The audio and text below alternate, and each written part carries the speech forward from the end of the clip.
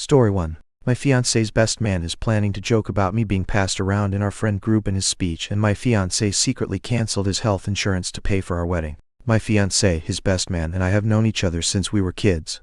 We collectively met between 6th and 7th grade and have been running around in the same friend group ever since. The group has grown and shrunk over the years, but a small core of us has remained extremely close. Recently, my fiancé's best man, Jay 30, has been making jokes when we're hanging out about the two of us dating. These jokes have now escalated. Admittedly, when I met Jay in 6th grade, I had the hugest crush on him, and everyone knew it. I was much taller than the average girl at that age, and he was one of 2 guys in the entire school as tall as me. That, though, is where the story ends. I had one hell of an awkward phase in middle school, and he was very clear from the start that he was not into it.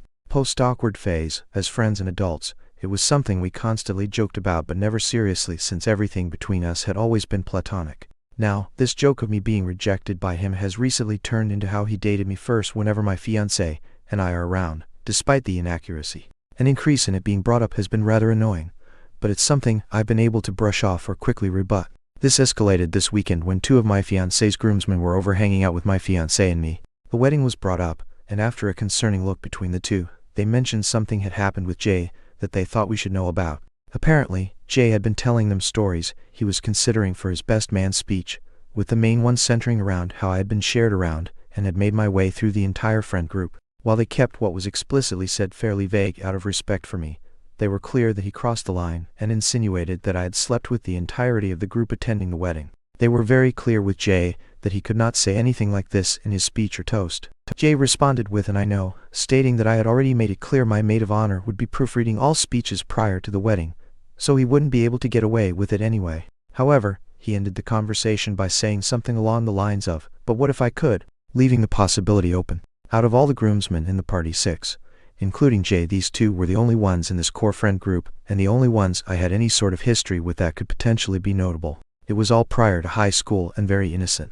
One was the guy I went on my first movie date with, where our parents had to drop each of us off because we couldn't drive, and picked us up afterward. The other was the classic first 6-month relationship in middle school, where it took 6 weeks to muster up enough courage to hug each other between classes in the hallway. Sure, we made out, and very middle school level things happened, but this is something we've all laughed about now for over a decade.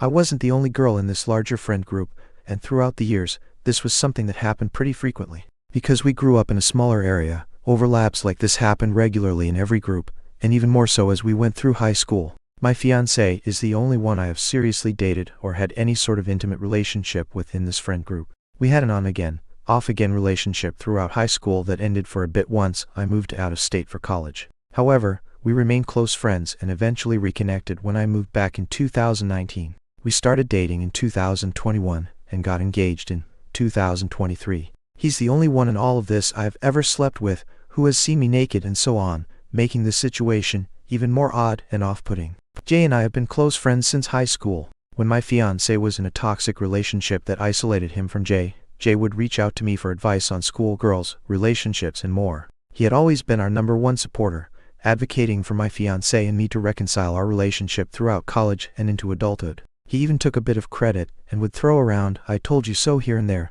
when we eventually did reconnect. I'm not sure how to handle this. I could write an additional post about how frustrated, confused, wronged, and uncomfortable I feel, all of which I plan to discuss in more detail with my fiancé after sitting on the issue for a bit longer. We've all talked about it, recognizing the way Jay is framing things as wrong, but my fiancé and the groomsmen are able to brush it off in a way I feel like I can't. I don't know how to move forward from this or what to do next. Additional information. My fiancé and I aren't getting married until the end of next summer. So much of the conversation had about toasts and speeches has been more theoretical, except that a few have asked for the opportunity to give a toast including the best man. We have loosely put this information and saved the dates on the website and other prints. My fiancé and the best man have been best friends since kindergarten. They were neighbors and inseparable until they each went their own way. College, my fiancé's parents basically raised him alongside his fiancée. 3. Jay has strictly only ever expressed platonic feelings for me, even when both single or alone together. We have only ever acted as friends towards each other after the embarrassing early middle school crush I had.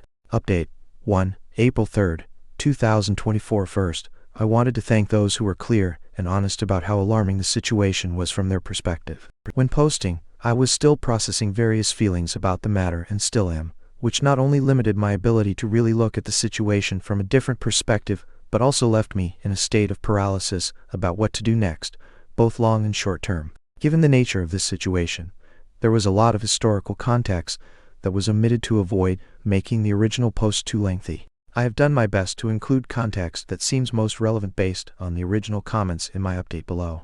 Since posting, I have spoken in further detail to both my fiancé and one of the other groomsmen. I also confided in my maid of honor about the situation for an additional perspective outside of this specific friend group. After these conversations and reading through all comments on the original post, I've come to realize the significance of a few key details. Jay has a deep-rooted superiority complex.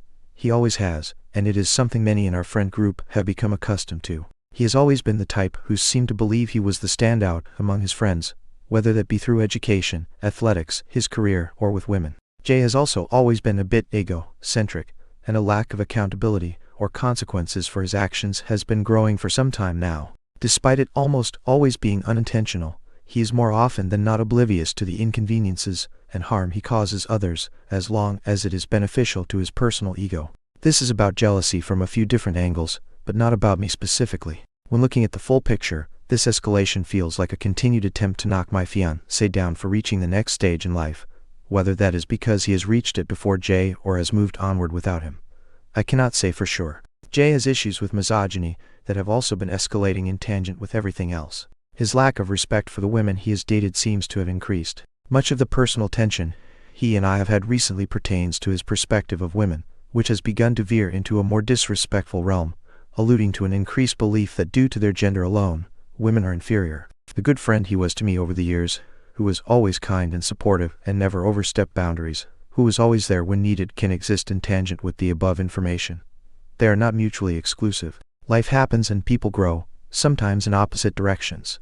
I spoke in depth with one of the groomsmen to have further transparency about the situation and what was explicitly said. He acknowledged that the conversation initially centered around the excitement they had for the wedding, and Jay clearly stating he wanted to give my fiancé and me the best wedding experience possible. Conversation evolved, and Jay mentioned looking for icebreakers for his speech toast and began bouncing a variety of distasteful jokes that focused more so on the expense of my fiancé than anything else. Then the idea was proposed about explicitly stating that my being passed around the friend group was how they all remained relatively close since middle school and high school. Jay was immediately shut down by the other groomsmen, told to know his audience and recognize he was openly alluding to things that were untrue, and that could have an extremely negative impact on me personally. The conversation stopped shortly after this, and the groomsmen, without context of how this issue had been escalating, stood up to a one-off situation with Jay acting full of himself in the moment. My fiancé and I are the first of our cohort to get married and have a full-blown wedding with a ceremony and reception. These comments did not start escalating until after our engagement, roughly 1 year ago, following Jay's breakup with his long-term girlfriend. Jay has never made comments like this to me or my fiancé privately or when it is just the three of us together. Any scenario where this has been an issue has been in an environment that involved others, and mostly others that are not a part of this cohort from middle school. So, what next? As mentioned in my original post, I spoke with my fiancé in detail about the situation and how I was feeling when all of this had been brought to our attention a few days prior. In an attempt to preserve myself in the moment, I brushed it off more than I probably should have. I do not blame my fiancé for not having any immediate or strong reaction in the moment, because I had avoided one myself. I think it's important to note that Jay is not a day-to-day character in our lives. While he travels frequently for work that brings him to our area, we live states apart. He has not lived in the same area as me or my fiancé since high school. Much of this evolution with his personality has happened in the last few years as well. I recognize this is not an excuse for the lack of accountability on our part, but felt it added important context that this was not something that was observed and ignored daily, but one that has slowly been recognized over time since we maybe see him 4 times a year at most. My fiancé was extremely open in the conversation, immediately brought up having a conversation with Jay, but he admitted to not viewing this as anything more than Jay just being Jay, and that he was all talk. At this point, we had only discussed how Jay had continually escalated the situation and how uncomfortable I had now become from this. The lack of accountability my fiancé had made for Jay's actions definitely hurt, but then I recalled a commenter who had asked if I still considered Jay a friend because he actually was, or because that was how it had always been. To sum up what turned into a lengthier and much more productive conversation with my fiancé, I told him that while I recognized his friendship with Jay was something that had always been a part of his life, I did not personally want to be friends with him anymore. After this, I brought to my fiancé's attention that while the scenario was explicitly about me and attacking the integrity and character of a 12-year-old girl, every action or usage of the scenario was used against him to invalidate his accomplishments of getting married or make him come off as less than. I told my fiancé it was up to him on how he handled his conversation with Jay, but regardless, the disrespect Jay had shown me in this was a clear statement of what he thought of our own personal friendship. I firmly believe it is not my place to force how my fiancé handles his own personal relationship with Jay. All of this was deeply taken to heart, and you could tell that my fiancé had started coming to his own realizations as the conversation progressed. He recognized that if the roles were reversed, or if it had been any one of my bridesmaids slandering me or him in any way, he would be firmly advocating for me to reevaluate my friendship with him. My fiancé asked for a few days to stomach the information himself and reflect on what he wanted to say to Jay. He asked if it would be acceptable for him to bring up that I no longer wanted to be friends with Jay personally, and I said yes. I was clear that if Jay wanted to talk with me following their conversation as well, it would need to be the three of us, and not a personal conversation. I am still evaluating how to approach the speeches and toasts at our wedding, and am open to perspectives and ideas. For now, I reserve the right, with my fiancé, to omit Jay from giving a speech and have my fiancé choose another groomsman to do so in his place, potentially canceling the speeches and toasts altogether, and, if Jay is allowed to give a toast, telling the DJ to cut the mic, if need be, all of which he agreed with. There is still plenty of time for the situation to develop and for potential future updates, but I wanted to again thank those that emphasized the seriousness of this issue, gave their honest input and advice on how to handle the situation, and provided perspective on what they believe should be done next. When originally posting, I was still in a state of shock trying to accept the situation as it had unfolded. Your responses constructively pushed me into the reality of what was happening and what I was feeling. Comments where OP has replied miserably included. How were you and your fiancé friends with this guy for that long and been okay with his behavior? Why is his best man so comfortable to even joke about something like that? Why does he need time to digest cutting him off? Why is he even still involved in the wedding? Me personally, I wouldn't allow anyone to disrespect my significant other, let alone someone I am supposed to be marrying. Best man or not, I think they are both walking red flags. Jay for being a misogynist and your fiancé for not cutting him out of the wedding in his life. These things can be taken as a joke, sure, but the level of disrespect is too great, and your fiancé should stick up for you if he has any shred of decency and respect for you as his fiancé and soon-to-be wife. I am happy to answer since I think it will be helpful for many. I also added a very small edit to the update to acknowledge a bit of this. Much of this behavior has developed over time and apart from all of us. As a kid, Jay always had a superiority complex, but he was also very kind and respectful. It came off more as immaturity than anything else. Plus at the time, we were kids too. Following high school, Jay and I each moved a significant distance away from where we grew up. He still lives that far away. We get together maybe 4 times a year at most, and I genuinely believe he did not see me as more than some woman to use as collateral to knock his friend down when he made those comments. My fiancé has no brothers, and Jay has always been a part of his life, filling that space. Jay also has no immediate family in his life and hasn't for quite some time, making my fiancé's role a bit more impactful. It is much more similar to him cutting off a brother than just another friend. My fiancé has always been extremely kind and had a very peaceful soul. Don't get me wrong, while my fiancé prefers to avoid conflict, he has always been willing to stand up when necessary as well. I don't believe he realized how much had been at his expense as of late until after our conversation. Given their long history, I believe he's reflecting on a lot more than just this specific situation. The wedding is still over a year away and not until the end of next summer, and this all has happened in less than a week. Neither my fiancé nor I have talked with Jay yet, so I did not feel it was right to post about any hard decisions regarding cutting him from the wedding and so on. These things can be taken as a joke, sure, but the level of disrespect is too great, and your fiancé should stick up for you if he has any shred of decency and respect for you as his fiancé and soon-to-be wife. This was a huge part of the larger conversation we had, and something my fiancé acknowledged as well. I think initially it was viewed under the lens of us collectively being childhood friends and my fiancé as the mediator, rather than the lens of me as his wife, until our second, much larger conversation. Oops, reply about the fiancé's reaction. It's only been a handful of days since this all came to light. I wish your fiancé's reaction had been more about coming to your defense than Jay's, but I understand that sometimes people need time to truly process all that contributes to a messy situation, especially one with deep roots and close ties. Thank you for conveying this so well. I did my best to add an emphasis to this, but could not do so as well in my own words and fear it got lost in the length of the post. Something for me to work on in future posts for sure. I very much have worries, and knowing my personality, I will also be worried the day of. I expressed this to my fiancé as well, and he completely understood. I recognize there is still plenty of concern to still address with my fiancé, but given how fresh the situation is, I wanted to afford myself a little grace in absorbing my feelings for what has happened before figuring out exactly what to do. I lost a friend too.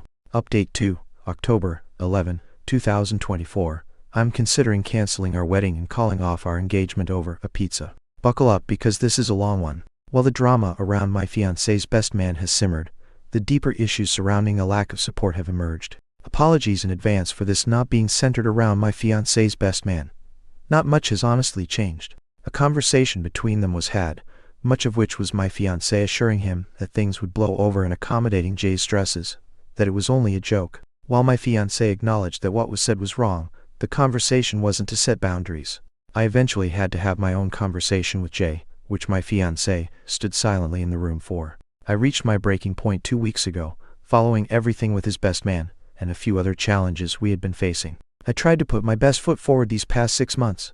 I sought out therapy to address the lack of support and anxiety I was feeling, and have made intentional efforts to work on our relationship to ensure we were in a stronger place before committing to each other in May. After some unexpected and startling health concerns requiring an emergency room visit, my fiancé came clean to me about secretly canceling his health insurance in January without talking to me. When I asked him why, he blamed the cost of the wedding being too expensive and wanting to save the $150 a month, taking no other accountability for his actions outside of an apology. I have a small amount of experience in accounting and have budgeted the wedding down to the last dollar.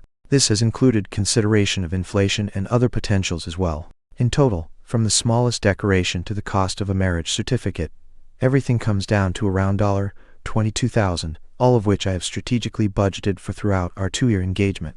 My parents have graciously given us $14,000 to help with the expenses, and I have personally taken on the price of my dress, wedding bands, and a slightly larger portion of the vendors. To put it simply, while it may not be as much as others, we have privilege. Not only was there no need for this cancellation, but I have yet to see any of that additional support for expenses regardless. In response, I took it upon myself to take on more of the costs and pursue a part-time job on top of my full-time position that earns roughly $70,000 a year. While it's not by a large margin, I do make the most between us individually and have a larger responsibility in my daily work life with longer hours and a significant level of expected travel. As a result, the choice to take on a part-time role was not one of want, but of desire to ease the burden he was feeling. I started a role reviewing blogs, essays, resumes, and other forms of writing in July, and our relationship quickly unraveled. Because I commute, I typically arrive home 3 hours after my fiancé. After arriving, I would immediately have to hop on my laptop and review writings for the next 2 hours or so to stay on top of my quota. I tried my best to make a routine out of it so we would have intentional time together once I finished each night. This was met with cold shouldering, frustration, and a lack of consideration for my level of exhaustion and strain. For months, anytime I asked him to choose a show to watch or decide on dinner, while he usually does cook because I get home so much later while I revised, I was met with scoffs and accusations that I no longer cared to tend to our relationship. I tried countless times to address his frustrations, and was shut out or cornered in a circular argument about my priorities. 2 weeks ago, I was slated to travel from my full-time position to Atlanta during Hurricane Helen. In a matter of 12 hours, my afternoon flight for the next day was shifted to one leaving at 5 a.m. to give me ample time to shelter in place prior to the arrival of the storm. I rushed home to finish packing and prepare myself to drive over an hour to the airport and stay at a hotel nearby for additional flexibility in case of issues surrounding my early travel that next morning. After arriving home, I immediately hopped in the shower and asked my fiancé to order dinner so we could have one final meal together. During my shower, he offered to order a hot honey jalapeno and pineapple pizza from a new place we'd been wanting to try, which I normally would have been happy to try. However, I don't like jalapeno the way some people don't like cilantro, and am avidly against pineapple on pizza, something that's come up multiple times during our relationship. While I'm good with spice, the idea of taking that on with the travel stress and early start time I had the next day made me hesitant. I calmly asked if there was another option for tonight, and if we could try that specific pizza once I got home instead, expressing my concerns over my nerves, which received a frustrated scoff and sarcastic response of, "What then? Just cheese?" I explained that any other topping combination would work and restated my issues. He walked out of the bathroom without response, and I finished my shower. The pizza was never ordered. No food was ordered. I followed up as soon as I got out of the shower, asking if there was another option he wanted or a place he wanted to consider, and received a prompt no.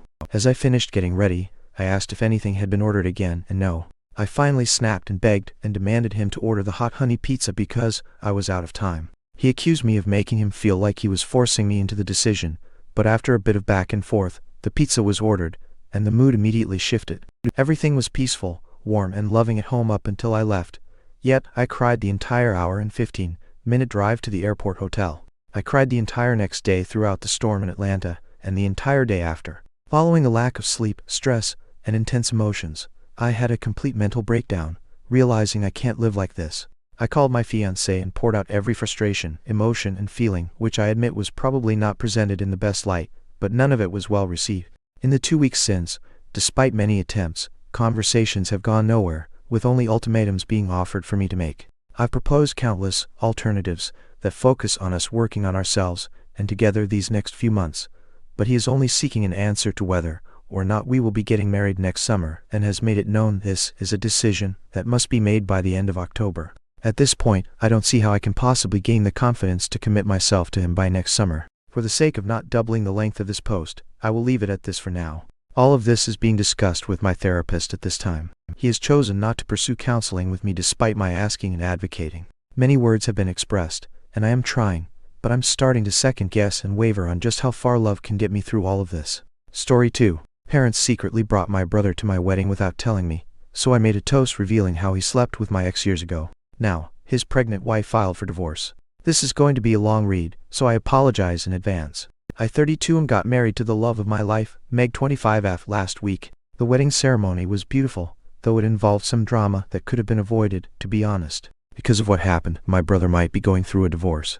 Hell has descended on me, and the family is hounding me day and night, asking me to make things right. But I genuinely do not feel that I am in the wrong, which is why I have come to you for opinions and insights. I do not share a good relationship with my brother, Colleen 34M. We used to be quite close as kids, at least, as close as you would expect two brothers to be. It wasn't perfect, we had our share of fights, even as kids, but it was never a strained sibling relationship. I had his back, and I knew he had mine, so it was all good between us. Our parents always put family before anything, and tried to instill those values in us as well. It's a shame I was the only one who reflected these values. 6 years ago, when I was 26, I started dating a girl, Shay now 32F. I was madly in love with her, and everyone around me knew that. She was part of the same friend group I was hanging out with at the time, and I was besotted with her the minute I saw her. To me, she was the complete package. She was gorgeous, tall, eloquent, and just stunning and smart overall. I was so taken by her that I completely overlooked all her toxicity, and boy, was she very toxic. The moment I started dating her was the moment drama completely engulfed and overtook my life. She was a great girl, but she was not the right girl for me. We were not compatible at all. I was very non-confrontational, and she was the exact opposite. She loved drama, lived for it in fact. There was a new fight every other week for something very random and trivial in my eyes, but I was crazy about her, and that's why I kept ignoring all the red flags. 6 months into dating, I found out she was cheating on me with someone from her workplace. I found out by accident, and was devastated. I confronted her, and she kept denying it until she finally broke down and admitted everything.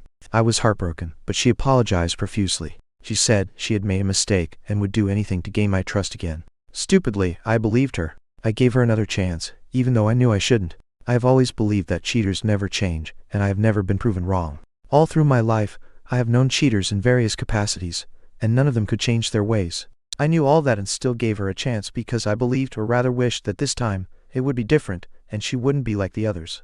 I was wrong. For the first few weeks, everything was fine. I started trusting her again, and felt that maybe we could get past the incident and build a new life together. 3 or 4 months after I caught her cheating, I started getting the nagging feeling that something was wrong. She was acting shady and suspicious. I didn't have any proof and didn't want to believe she was cheating again, so I rationalized her behavior in my mind.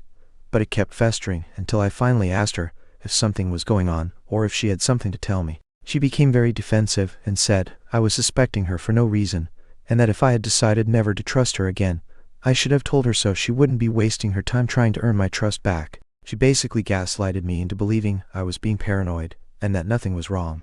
I believed her. I know I'm a fool, but I still couldn't shake the feeling something was off. A few weeks passed, and she was still acting weird. I didn't have any proof, but all the overthinking was driving me crazy, so I started checking her phone without her knowledge. I should have known that was the point where the relationship had ended. I didn't trust her at all, and even if I hadn't found anything in her phone, the fact that I thought her capable of doing something like that should have been enough to make me walk out. But I'm glad I snooped around because I found something that changed my life completely, and it's never been the same since then. It took me a while to figure out what was happening, but when I did, it felt like someone had slapped me across the face. Basically, she was cheating on me and had been for a while, but not just with anyone. She was cheating on me with Colleen. I have never felt the hurt I felt when I saw those texts. The two people who were supposed to be the closest to me were the ones doing me dirty in the worst possible way. I couldn't believe what I read. It just made me want to sink to my knees and bawl my eyes out.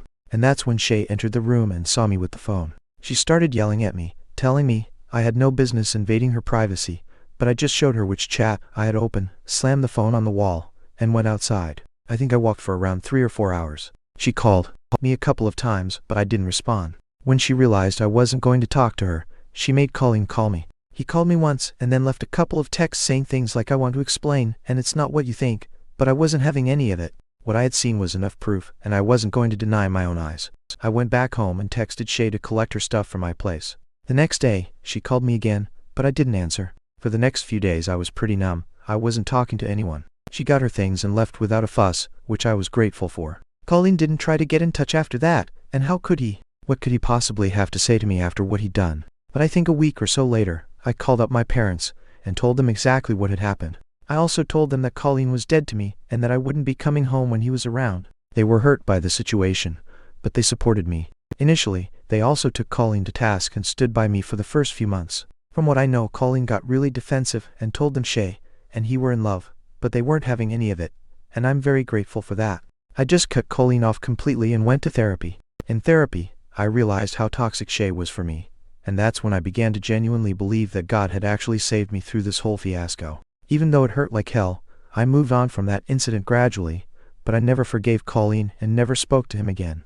A few months later, I met Meg, and the rest is history. We started dating, and it was easygoing and peaceful with her, unlike the drama-filled relationship I had with Shay. I didn't tell anyone in the family about Meg until a couple of years later, when we had decided we wanted to get married. She knew all about my situation with Colleen and that we were estranged, and she knew about my apprehensions of introducing her to my family. When I introduced her to my parents and told them we were engaged, they were delighted. They were also relieved, I guess. They congratulated me on finding someone and said they were happy for me. They also said to my face they were even happier because now we could be a real family again. I asked them what they meant by that, and my mother said that now that I had moved on from Shay and Colleen and Shay weren't dating anymore, Colleen and I could now put everything in the past and move forward as brothers. I was shocked and hurt that she could even suggest something like that, but I tried to be respectful and look at things from her perspective. I told her that while I knew she thought the issue was automatically and miraculously resolved, because I had moved on and Colleen and Shay weren't dating anymore, the fact of the matter was that my brother went behind my back and slept with my girlfriend. I told Mom that there would never come a time that I would forgive him, or that I would move past this. It wasn't about Shay, it was about how Colleen could betray me like that.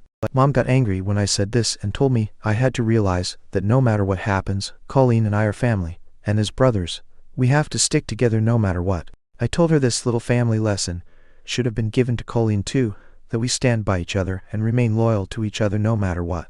I told her he was the one who wronged me, and I was the victim, so I got to decide whether or not I wanted to forgive him. It was getting pretty heated between Mom and me, and Dad came to my rescue. He told Mom to drop it and not force me to do something I wasn't comfortable with. Mom agreed, but I could tell she was salty about it. Dinner was awkward, and Mom tried to rope in Meg and get her to make me see sense. Meg just said she believed I was capable of making decisions for myself and that I would forgive Colleen in my own time, if that ever came. Mom was practically seething at this point. I don't know why or how she thought I would just forget something like this and move on, but she had this fantasy image of how our family was, and would be forever, and she did not want to accept that the farce was broken, and there was no way now that the family would go back to the way it was all those years ago. Dad told Mom that there would be no further discussion on the topic, and she agreed. Things were tense between us for a while, but they got better gradually. She didn't bring up Colleen again, and tried to be very mindful of boundaries, so I had no reason to complain. Little did I know my parents were planning a little intervention, and were all geared up to ruin my wedding. Mom was involved in the wedding planning, as was Meg's mom. She knew how many guests were coming, the dress code, the preparations, and the like. much in advance. My dad wasn't very involved in the process.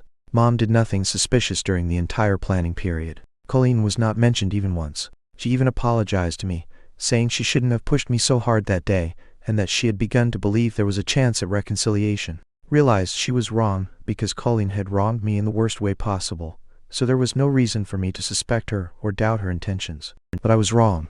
On the day of the wedding, my best man, Richard Rick 32, a friend of mine from school, came running to me, saying there was a problem I needed to deal with right away. I asked him what was up, and he said that Mom and Dad had arrived at the venue with Colleen and his wife. I was livid. I told Rick to make them leave, and he said he tried to do everything without creating a scene, but they refused to budge. He told them Colleen wasn't invited and that I would be furious upon seeing him, but my mom said they were family and Colleen was my real brother, unlike Rick, and I would always choose Colleen over Rick. Yeah, right, Mom. Totally. I couldn't believe they had planned all this behind my back, and I needed an explanation from them immediately. I called my dad and asked what the hell was happening. He said they didn't want the family to believe there was a rift between the two brothers, which is why they thought it was best to bring Colleen and his wife along. He asked me to just put up a farce for a couple of hours, then they would leave and pretend nothing happened. He said he knew I probably anticipated this, but it was in the best interest of everyone, and it wouldn't hurt me to play along for the sake of the family. I told him he had betrayed my trust, just like his beloved son, especially when he knew I wanted nothing to do with Colleen. He told me to stop being dramatic and suck it up for one day. I told him this one day was my wedding day, and he had no right to ruin it. He told me no one was ruining anything, and that my flair for theatrics needed to be toned down a little bit. I should have asked him why this family pretense was so important to be done during my wedding, when no one bothered to do the same for Colleen's wedding. I didn't even know he was married, but I was too furious to think straight, and all these ideas just popped into my head. Later, at the time, I was just feeling blind rage. I wanted to go over there, grab them by the collar, and throw them all out. I didn't care if it would cause a scene, and I didn't care if it tarnished the family image. I just wanted them out. I couldn't think straight when Rick came to me with an idea that was much more vindictive and much less violent. He told me there was only one way to get back at everyone, and if I was okay with it, it could be done. The idea seemed good to me, but it was also too much drama for a wedding, and I didn't want to ruin Meg's day as well. I told Rick I would think about it and let him know. The wedding went off without a hitch, but Meg had seen Colleen and his wife and asked me what was up. I told her in brief what had happened. Once the ceremony was over, I took her aside and asked if she was okay with me doing what Rick and I had planned. She was a little hesitant, but said if that was what I needed to do to put my family in place, there was no better time or place than this, and that I had her complete support. I thanked her. God, I love my wife. I told her to just sit back and enjoy the drama. When close friends and family were seated together, some people got up to make a toast. Rick started the whole thing because our plan was for me to make a toast to Colleen and tell everyone how it was because of him that I met my wife because he slept with my ex-girlfriend, leading to a breakup. It would be brutal for Colleen and for my parents because I would be detailing everything in my toast, but they deserved it. Colleen did for being a piece of, and my parents did for having no regard for my feelings and the hurt I faced. They only cared about the image of the family and society, and I was going to tear both to shreds in front of the entire world for all to see. Once everyone was done saying things about Meg and me, I got up and said, I had a toast to make too. I don't remember what I said exactly, but I'll give you the gist. I started by saying I wanted to make a toast to my dear brother Colleen. The minute I said that, he and my parents turned white as a sheet. His wife, however, looked only confused, and I had a hunch she didn't know why Colleen and I were estranged. To top it all off, she was heavily pregnant. That part made me mad too. Why was he at my wedding, parading his pregnant wife around? Seemed to me he just wanted to steal the thunder, nothing else. Anyway, I continued with my toast. I said Colleen and I had been brothers for the longest time, and even though he stabbed me in the back in a way worse than an enemy, I still wanted to thank him because it was his betrayal that ultimately led me to Meg. I went on to detail how I first found love as a 26-year-old man with a girl who wasn't right for me, but I was young and naive, so I overlooked all her flaws. It was only when she committed the worst act that I took the decision to leave her, and then I dropped the bomb on everyone present. I said my ex-girlfriend had cheated on me with my brother, and that was the last straw that made me break up with her, go on a journey of healing, and find my wife Meg. I didn't spare my parents either. I said I had held a grudge against Colleen for the longest time to the point that we hadn't been in contact for 5 years. But I was glad my parents had chosen to bring him and his wife in secret, so I could finally express my gratitude to Colleen for doing what he did and orchestrating the right events in my life. I know my parents were humiliated, but that's what I wanted. They had trampled over every single boundary of mine, and I was not about to let them off so easily. The gasps from the crowd were audible, and it looked as if my mother would start crying right there. There was no way to defuse the situation. I had said it all for everyone to hear. Colleen's wife, I don't even know her name, was looking at him in disbelief, and Colleen couldn't look up and meet anyone's eye. It was utterly embarrassing for him, and neither Rick nor Meg nor I did anything to make the situation less awkward. My parents were sitting there, staring at the ground. Dad was twiddling his fingers, and Mom was trying her hardest to stop crying, but even her faintest sniffles were audible. The room was that quiet. I felt like I could hear my heartbeat in that eerie silence. I just sat down after my toast and started eating.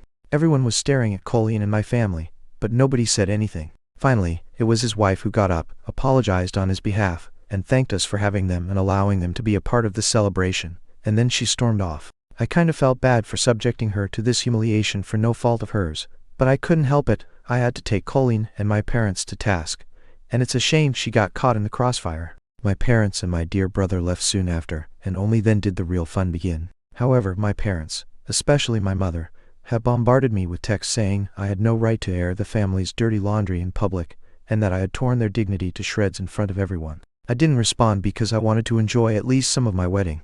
Mom has since then started texting Meg, and I know it's getting to her. I told Meg to block Mom, but she just keeps texting her from new numbers or messaging her from new accounts on Instagram. All this negativity is affecting Meg poorly, and I feel bad that I subjected her to this. She doesn't deserve it.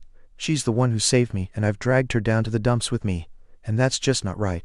I have asked Mom to stop involving Meg in the drama, but she says I was the one who involved her by causing that scene during the wedding, and now both Meg and I will have to face the repercussions of what I've done. I know it's no use arguing with my mother, because she's stubborn, and nothing I say will make her see sense. Plus, I can't expect her to because what I did was vindictive. I just feel bad that, because of my little revenge trip, my wife is suffering, and that's the last thing I want for her. I don't know how to get my mother off our backs, and I feel like I've caused more trouble than it's worth. Update 1. I got a call from my CL Amy.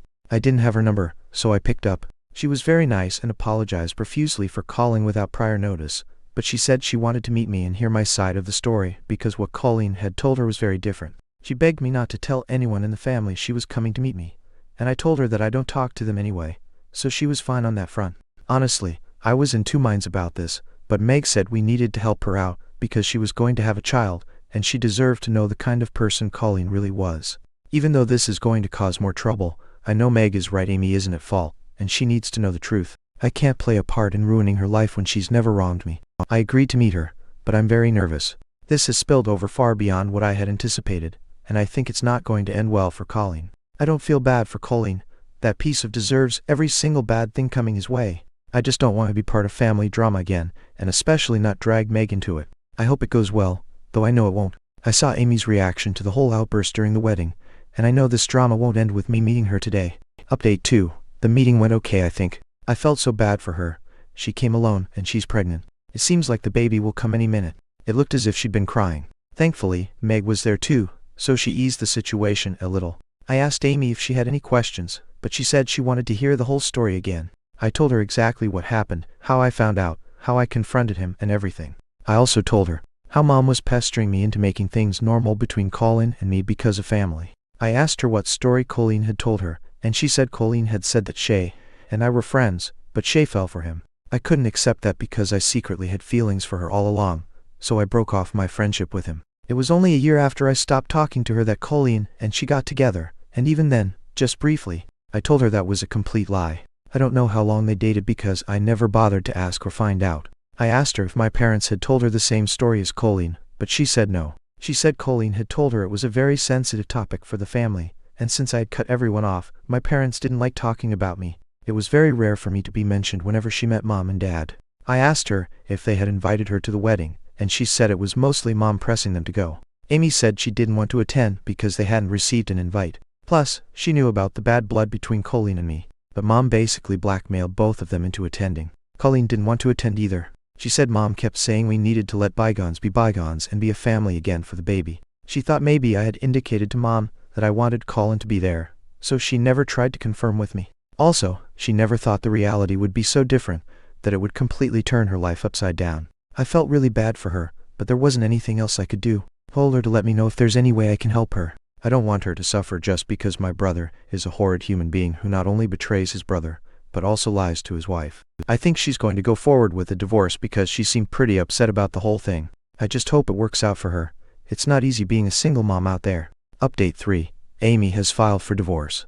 My dad called me up and informed me, and unlike Colleen and my mother, he isn't blaming me for everything that transpired. He just said Colleen was going through a rough time right now and he might try to call me and get in touch, but he's asked me to stay away. I told him I had been staying away until they decided to bring him along to my wedding. He didn't say anything to that. Apparently, my mom and Colleen are trying to get in touch with me, but they've been blocked everywhere, so I'm safe from their onslaught.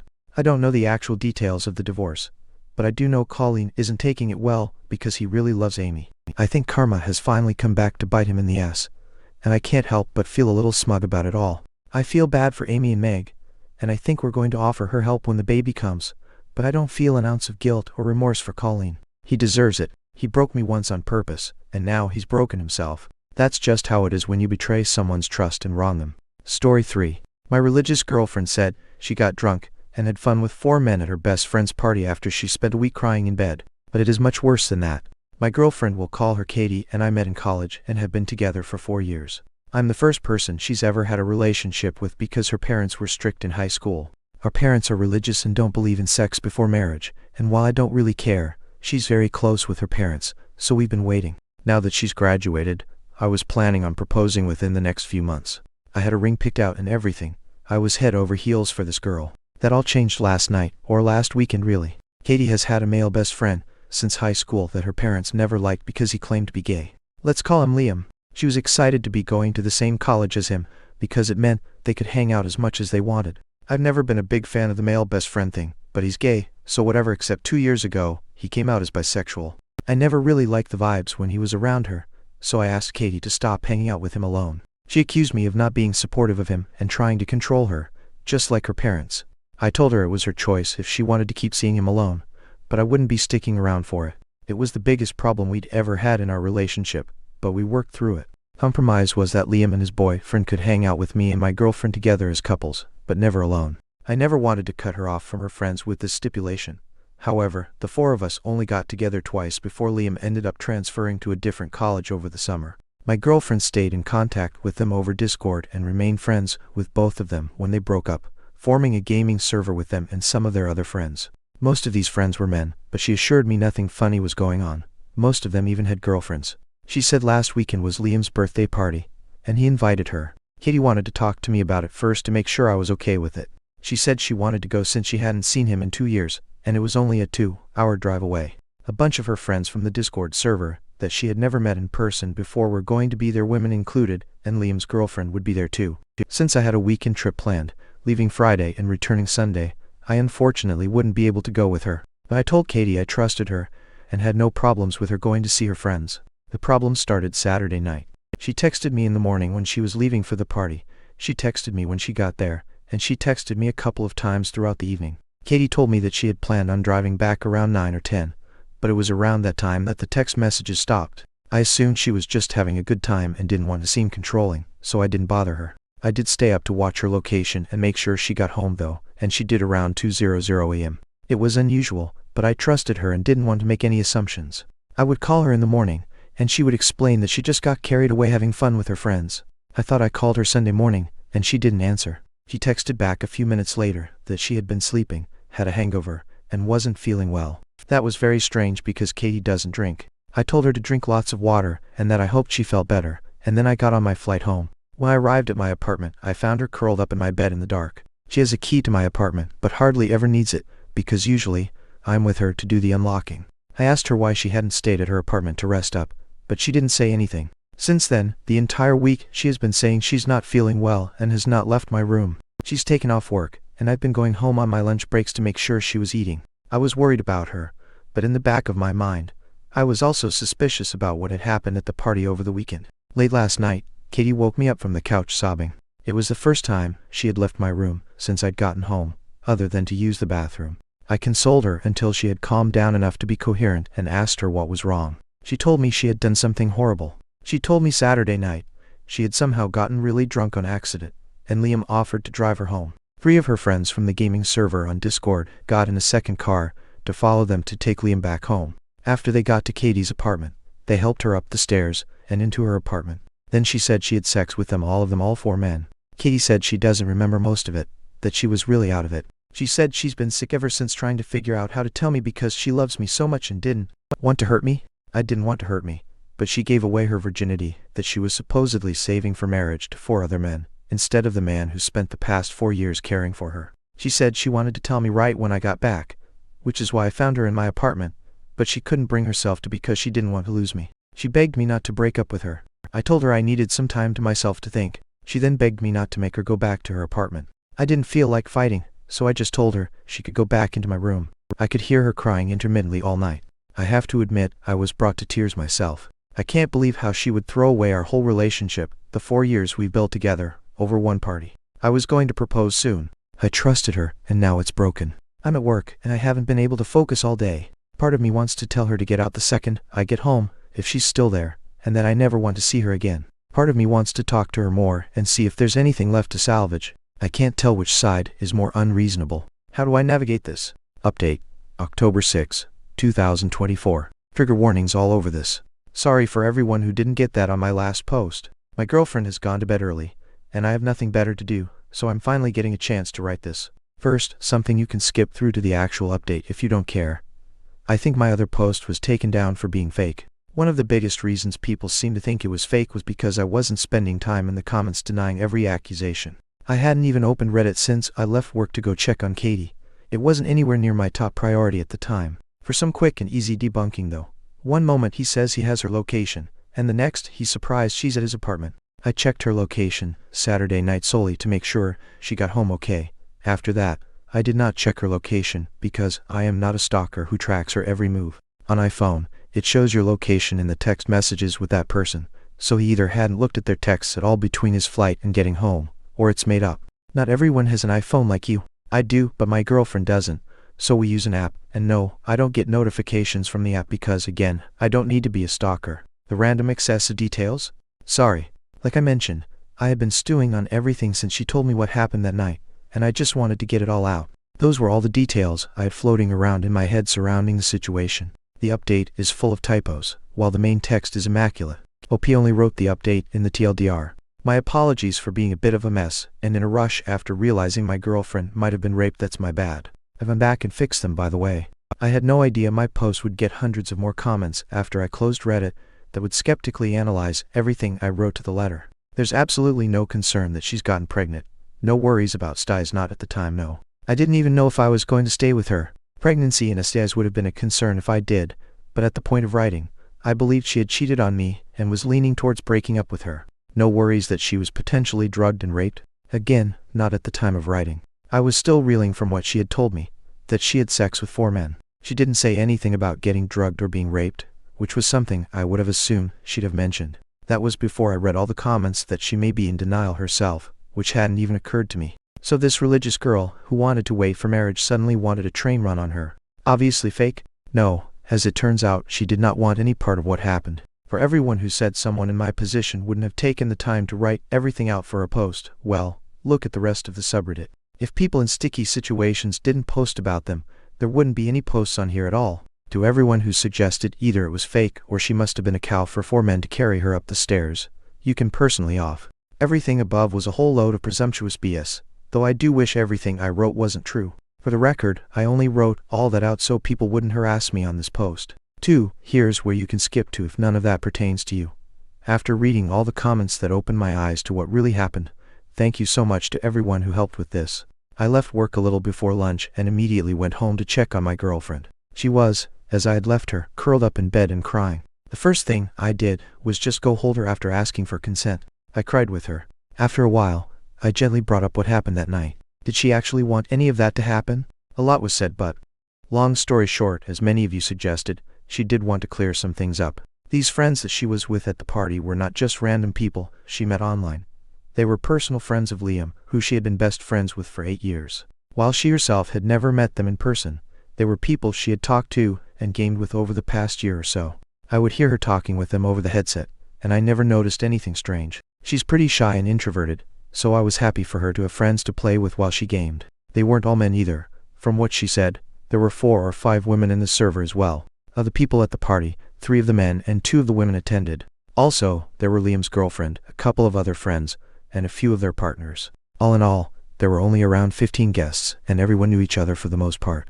It was never meant to be a huge gathering, just a get-together of Liam's closest friends at his house. Alcohol wasn't even supposed to be a big part of it. At the beginning of the party, a lot of them just got together since they hadn't been able to meet in person for a while. There was no big girl-guy separation, as a lot of people at the party were LGBT+. Some people got into little groups to chat together, just general mingling, etc. About midway through the party, one of the guests poured everyone some mystery shots. Katie rejected it at first, but Liam urged her to take one for his birthday. When everyone else heard she'd never taken a shot before, they all egged her on. It was just one shot, Liam insisted. It would wear off well before it was time for her to head home, and if not, she could just wait however much longer until she felt comfortable driving. She felt like she had to.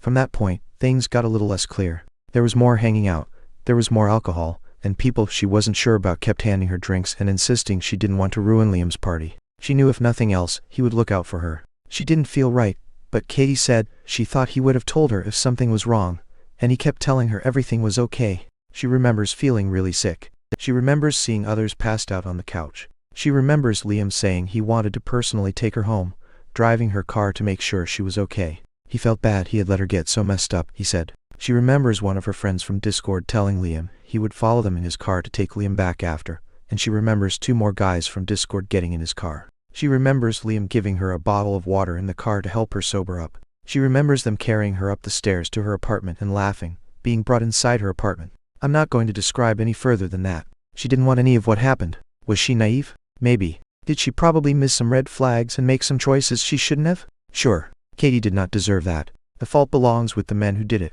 She didn't want to file a police report, and I'm not giving her an ultimatum. I've read up a lot on how horrific that can be, and I'm in full support of her decision. Of course, if she ever changes her mind and decides she does want to file a report, I'll be there for her through that too. What we are going to do is see a doctor. Part of the reason Katie says she spent most of this time curled up in bed is that she has been in a lot of pain. She really doesn't want to be poked and prodded at down there, but after some convincing and reassurance, she agreed. She's going to be seen on Monday, and is also going to get pregnancy and STD testing, which we're equally worried about, done while we're there. Over the weekend we've talked a lot. We've both cried a lot. There's been lots of hugs and giving space when needed. I have opened up the curtains in the bedroom, so she gets sunlight in there, at least, for anyone who is concerned. No, I'm not making her go back to her apartment for those who suggested it. No, I'm not leaving her before or after her healing to find someone who isn't damaged, and no, I will not be ratting her out to her parents. I'm taking the entirety of next week off to stay home and take care of her, go to as many doctor's appointments as needed, set up therapy, etc. I don't think I can ever make up for leaving her alone the way I did this past week, but I will be there for her through anything and everything that comes next, whatever that may mean. Again, thank you to everyone for my first post who helped me realize what an egocentric dumbass I was being. I hope this update helps everyone who is concerned. Katie isn't okay right now, but hopefully we can get there. Comments where OP has replied, I read your update, and op, you do what you feel is best, but I want to add something to make sure she thinks about, because as much as I want to say it is about herself, it's not. It's about every woman. These pieces of do this too because Katie was not the first, and she will not be the last. These, rape. If she is not willing to do the right thing and file a rape report, then she is willing to let this happen again and again and again. Also, Liam, her friend, you need to go to him and ask him why he left her to be raped. He did this, he allowed it to happen. This falls on his shoulders, and he is either with her or against her. She needs to let her parents know. If she is not willing to do this, then please don't update anymore because you are staying with a cheater. I'm not going to give her an ultimatum. I'm not going to call her a cheater because she doesn't report. Rape victims have committed suicide after the re-traumatization that comes with reporting and everything that follows. I took the time to look into it deeply. Have you, or are you making assumptions about what goes on in our justice system when you haven't experienced it yourself? Spoiler alert, even if she did report, all 4 of them would most likely walk. I'm not making her tell her you religious parents, just so they can shame her either. Man, none of this is on her. The men who did this are the ones who need to be willing to do the right thing and stop raping. Next story, brother invited my ex, who cheated on me, to his wedding, then demanded me to pay $25,000 for it. When I refused, my family called me selfish, so I'm going on a luxury cruise instead. So here's the situation. My 28 younger brother 25 is getting married soon, and I was excited for him until I found out he decided to invite my ex-girlfriend 27F to the wedding. Now let me give you some background. We broke up over a year ago and it was pretty rough. She cheated on me with his best friend, and it took me months to get over that betrayal. When I found out she was invited, I was furious and reached out to my brother to express my feelings. I told him that I would not attend if she was there. Instead of being understanding, he got defensive and accused me of ruining his big day. He insisted that he wanted her there because they've become friends since the breakup and that she's changed. I told him that if I'm not welcome, then I won't be attending, and therefore I won't be covering my share of the wedding expenses, which I had already agreed to pay before the invitation fiasco. Now my family is pulling me in every direction, saying I'm being petty and ruining my brother's wedding for no reason. They're calling me in for not supporting my brother, and for potentially putting a financial strain on his wedding plans. Some even suggested I should just suck it up and attend for the sake of family. I've now decided that I'm not paying for a single thing, and that if he wants to have a wedding with my ex as the guest of honor, it's on him to cover the costs. Am I the for standing my ground and refusing to fund my brother's wedding under these circumstances? Additional information from OOP. Just to clarify, I'm not upset about the wedding itself, but about the fact that he invited someone who hurt me deeply. I feel like my feelings don't matter to him, and frankly, I'm tired of being the one expected to just roll over. Update September 8th, 2024. Okay, so I wanted to update everyone because things have escalated, and it's even crazier than I expected. After my last post, I thought maybe my family would come around to my way of thinking. Instead, they absolutely lost it. My brother called me crying, saying I'm ruining his happiness, and my parents have taken his side 100%. In a fit of rage, I ended up posting screenshots of our conversations in our family group chat. You know, the ones where he called me selfish and petty. Yeah, I regret that decision, but it felt like a let's air this dirty laundry moment. My extended family saw the texts, and now half of them think I'm justified while the other half is calling me the family villain. To add fuel to the fire, my ex-girlfriend reached out to me directly. She said it's unfair that I'm acting like she's a monster when I should just be mature about the situation. I told her she would always be a reminder of my brother's betrayal, and that I won't ever see her in a positive light. She then had the audacity to say my brother might reconsider his whole wedding if I'm not there. Now my parents want us to have a family meeting to discuss this drama like we're some sort of reality TV show. I told them I'm not showing up if it's just going to be him whining while my ex is basking in it all. Call me dramatic, but this whole mess has made me feel like I'm in an episode of a soap opera. So now I'm considering throwing some cash into the mix for an epic weekend getaway instead of funding his wedding. His wedding is becoming about my ex and not about him. Honestly, I feel justified in saying no. I'm still standing my ground, but part of me is genuinely worried this might tear my family apart. Additional information from OOP. Just to clarify, I'm not trying to ruin my brother's happiness. It feels like everyone is more concerned about my ex's feelings than mine. I'm genuinely confused about why my life choices are being judged when his choices directly impact me. I made reservations for a cruise and will be away during all the drama. Honestly, I think it's the best way to escape this mess. P on what he plans to do with the money now? Thank you. I'm really excited to leave the drama behind. I'm cruising to the Great Barrier Reef in Australia, and I've heard the diving and snorkeling there are incredible. The vibrant coral reefs and marine life look absolutely stunning. Have you ever been there? Does the fiancé know about his brother's history and the cheating incident? The fiancé doesn't know yet. I haven't said anything to her because I think it's up to my brother to decide how and when he wants to reveal his history to her. Maybe he wants to wait until after he marries her.